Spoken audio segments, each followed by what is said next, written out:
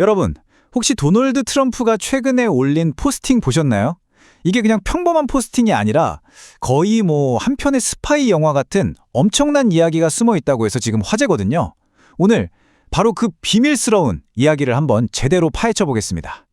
바로 이 포스팅에서 시작된 건데요.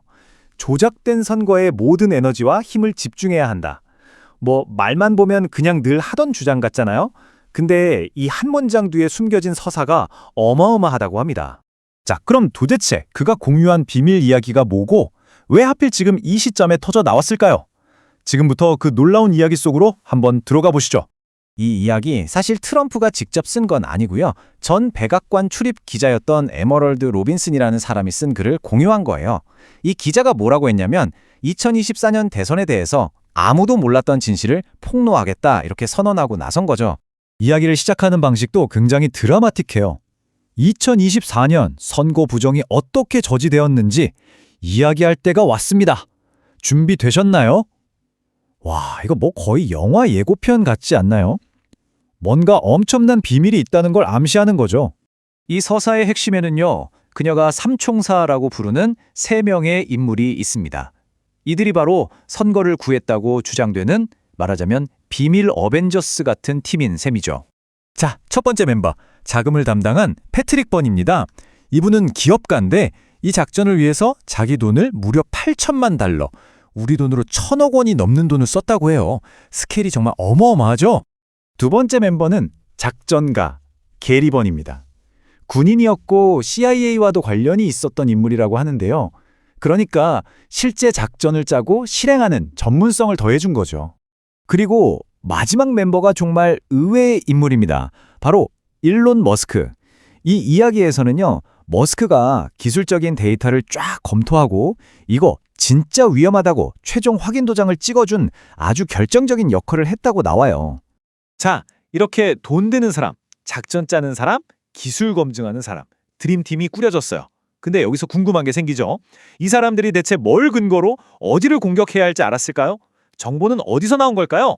이제부터가 이 이야기의 하이라이트입니다. 선거 바로 직전에 세상에 전혀 알려지지 않은 채 물밑에서 진행됐다는 비밀 사이버 작전의 전말이 펼쳐집니다. 이 작전 딱 4단계로 요약돼요. 첫째, 베네수엘라에서 온 내부 고발자가 결정적인 제보를 합니다. 둘째, 이 정보를 가지고 일본에 있는 익명의 정보원한테 비트코인으로 15달러, 그러니까 2만 원도 안 되는 돈을 주고 핵심 서버 IP 주소를 사요. 셋째, 그 IP 주소를 추적했더니 목표가 나왔죠. 바로 세르비아에 있는 도미니언 투표기 서버였습니다. 그리고 마지막 넷째, 미국 대선 딱 3일 전에 사이버 공적으로 이 서버를 그냥 마비시켜버렸다는 겁니다. 그래서 결국 어떻게 됐냐? 이 이야기의 핵심은 바로 이겁니다.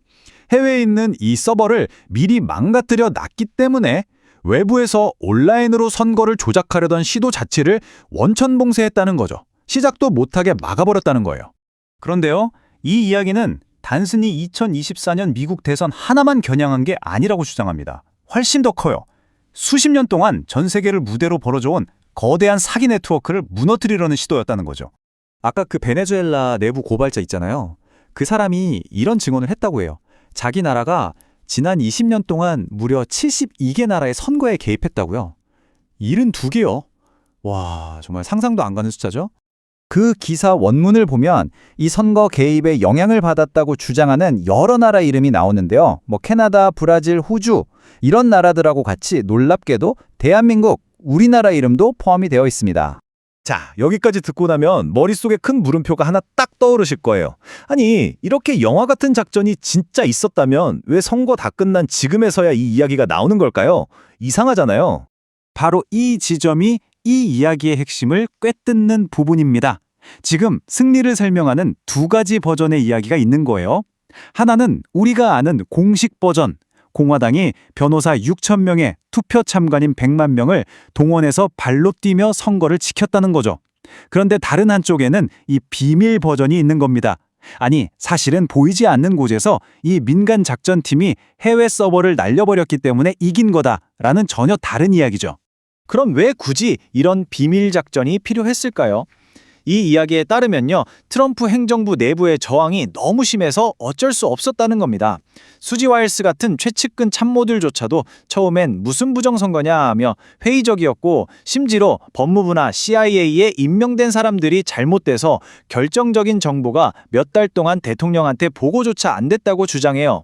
이 일들이 벌어진 시간 순서를 보면 이게 단순한 우연이 아니라 마치 잘 짜인 각본처럼 느껴지게 만들어요.